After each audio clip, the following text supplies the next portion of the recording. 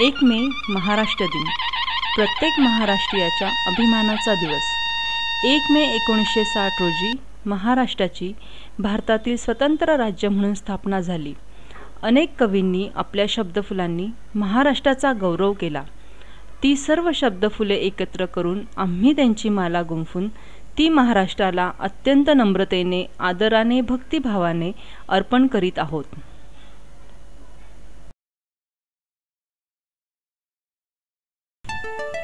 महानतेचा मानदंड असलेल्या शिवरायांनी महाराष्ट्राला महानतेप्रत नेले. कवयित्री पद्मा गोळे महानतेचा मानदंड तू या कवितेत म्हणतात, या अंधारी दिशा दिशांवर प्रकाश फेकित येसी, महानतेचा मानदंड तू महाराष्ट्री अवतरसी. किंवा पराभूत ही भूमी उठली शस्त्रास्त्रे परजूनिया, महाराष्ट्राला महानते प्रत नेसी तू शिवराया.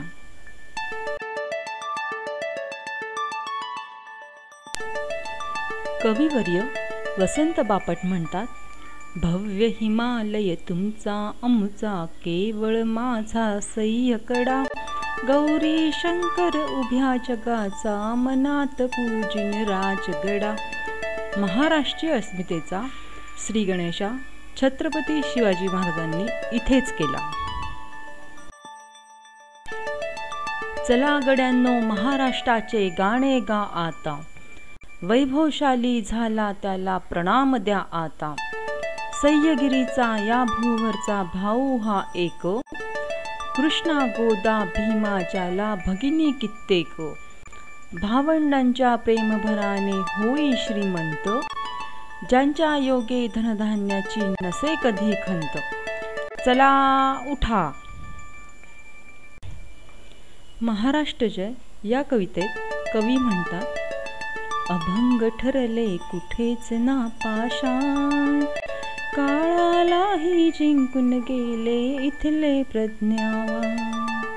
मानवतेची समतेची तू एकच आशास्थान, पराक्रमावर तुझ्या विसंबे अखंड हिंदुस्तान.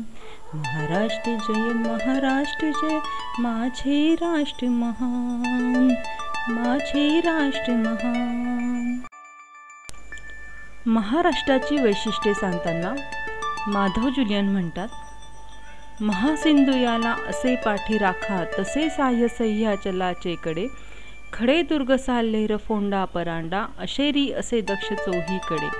महाराष्ट्र हा कृष्ण पाषाण देही, परी लोह पाणी ही अंगातया. नद्या न्हाणीती तापी कृष्णानी गोदा, भीमा मांजरा वैनगंगातया.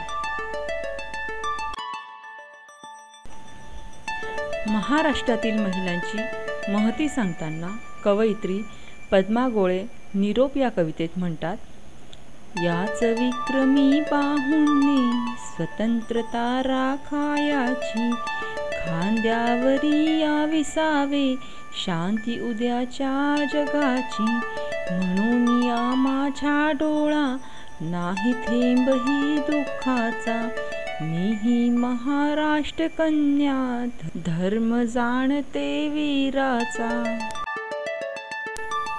त्याचप्रमाणे महाराष्ट्राची भूमी डोंगरदऱ्यांची, पहाडांची, नद्यांची भूमी आहे. तशीच ती नाजूक फुलांचीही भूमी आहे. अशा या महाराष्ट्र माऊलीला प्रणाम करताना कवी गोविंदाग्रज म्हणतात, मंगल देशा पवित्र देशा महाराष्ट्र देशा, प्रणाम माझा घ्यावा हा श्री महाराष्ट्र देशा. राकट देशा कणखर देशा दगडांच्या देशा, नाजूक देशा कोमल देशा फुलांच्याही देशा. अंजन कांचन करवंदीच्या काटेरी देशा, बकुळ फुलांच्या प्राजक्तीच्या दळदारी देशा.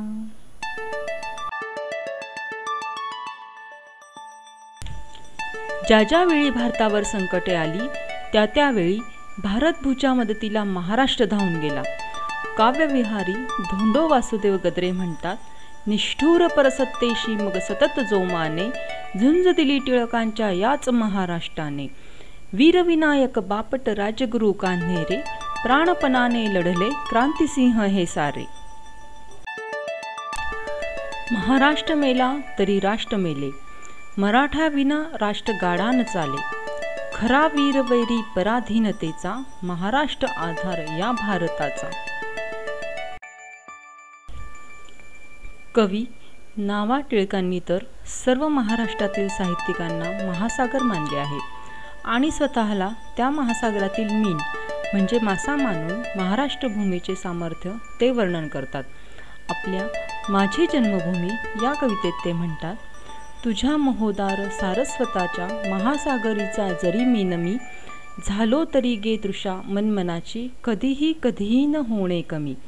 आई गुरुस्थान अंती जगाचे तुझी, यात शंका न काही जरी, सामर्थ्य नामी तुझ्या जन्मभूमी, तसे पाहिले मी न कोठे तरी.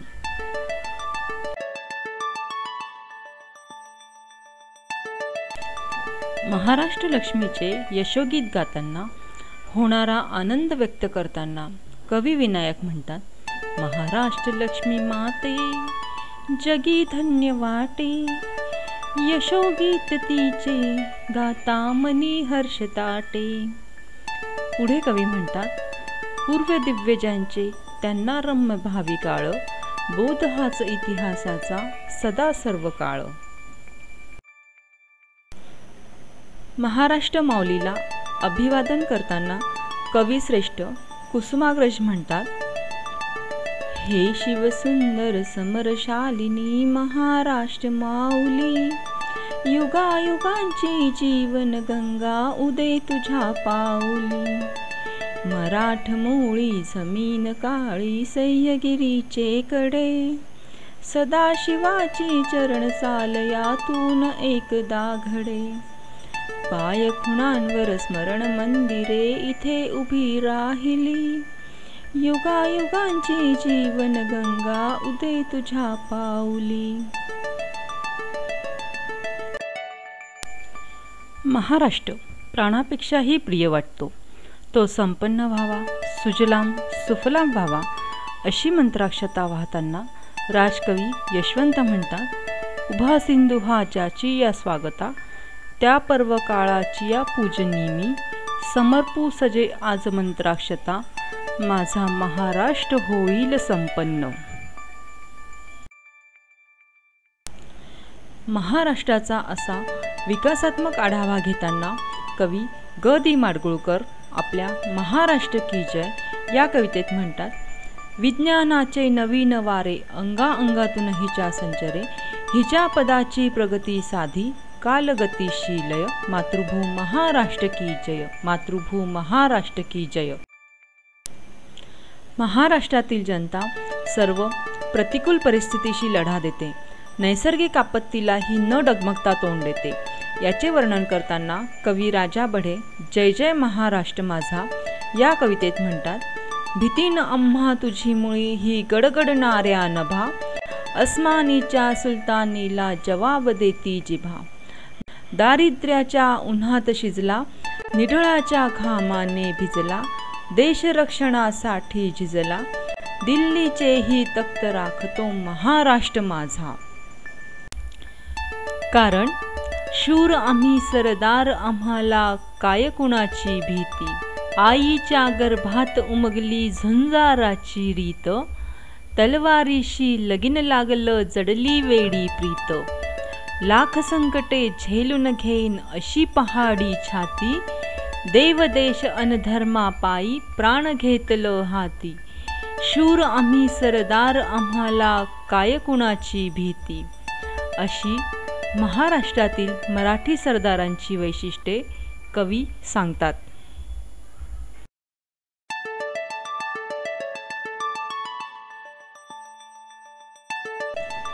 आपला महाराष्ट्र आपल्याला प्राणापेक्षाही प्रिय आहे अशी भावना व्यक्त करताना कवी श्रीपाद कृष्ण कोल्हटकर म्हणतात, बहु असोत सुंदर संपन्न की महा, प्रिय अमुचा एक महाराष्ट्र देश हा, प्रिय अमुचा एक महाराष्ट्र देश हा.